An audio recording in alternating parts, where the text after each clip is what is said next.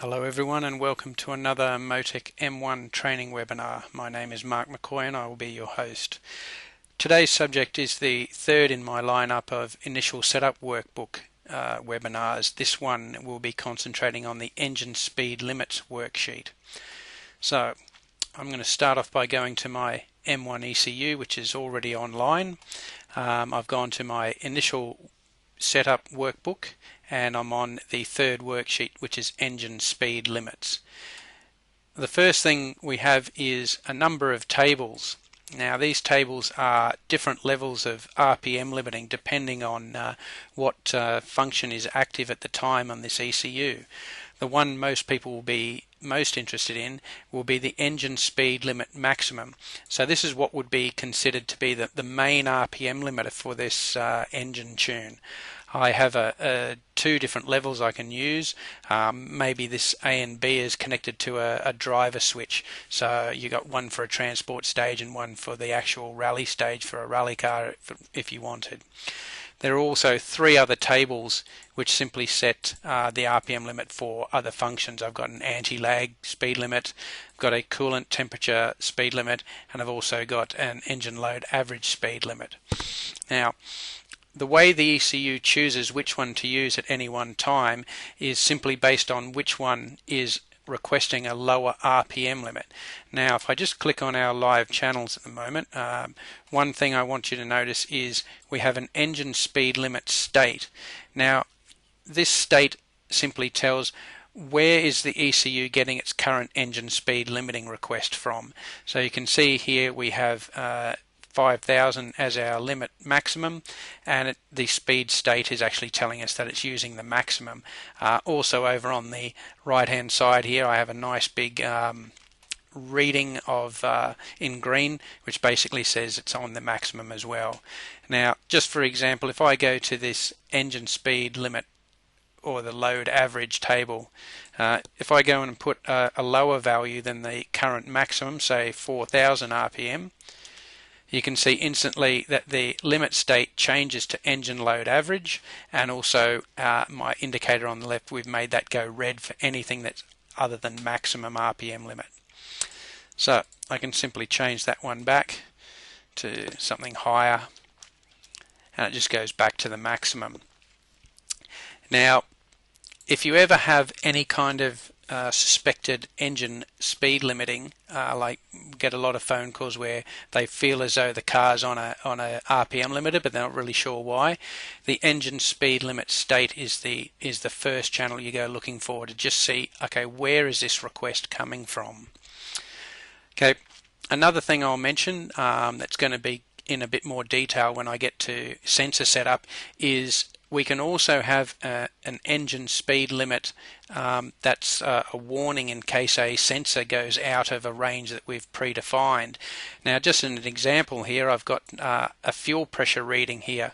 Now I've set up a maximum and minimum sort of range of between 3.5 bar and down to 2.5 bar. So anywhere in red there is not good. Anywhere as green is exactly what I want.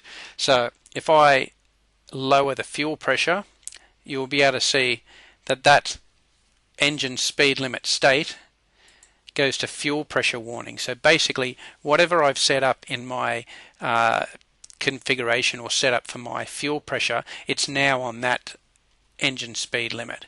So that would be the lower one and that takes priority. So that engine speed limit state again will direct you to what is causing the RPM limiter.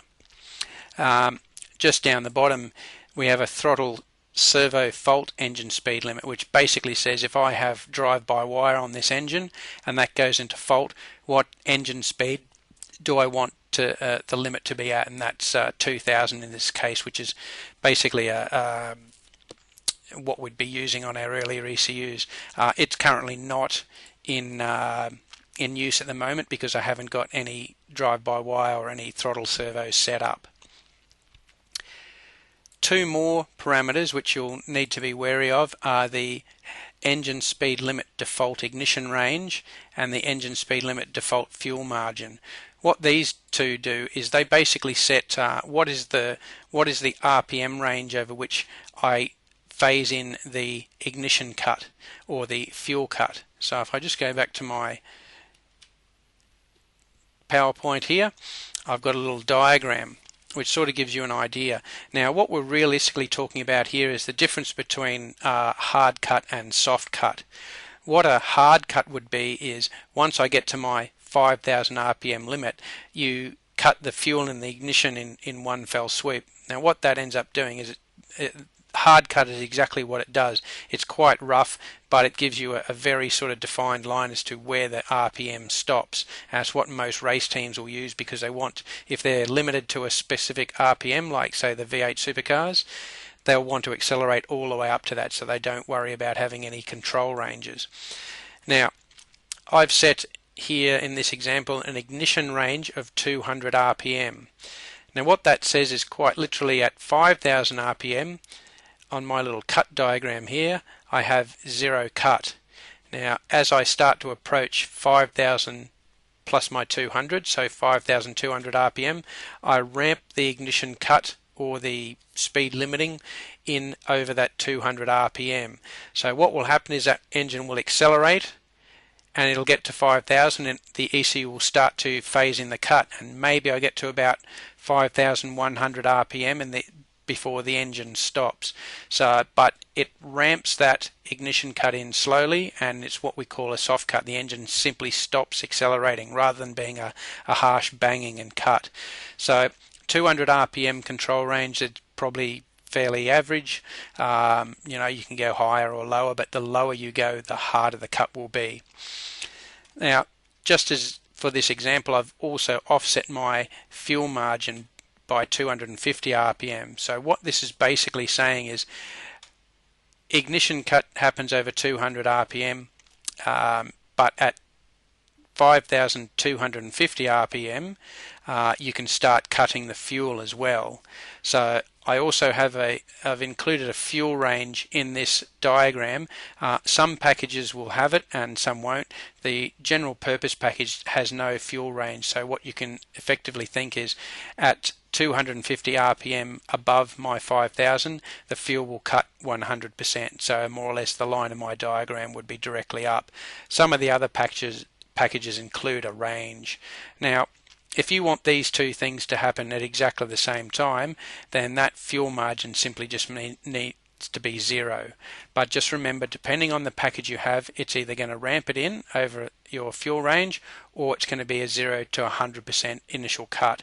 So on the general purpose package, you probably wouldn't want to have a fuel margin of 0, because that effectively will be a hard cut from fuel when it's trying to ramp in the ignition. So one will sort of take over more or less. Thank you for watching this webinar. As always, these will be put up on our website MoTeC.com, or you can go straight to YouTube and search for those. And if you have any other questions and you haven't joined our forum yet, it's probably a good idea. So maybe after hours you're on the internet, you've at least got some support there with many people around the world in different time zones who might be able to answer your question. So thank you, and I hope you can join our next one.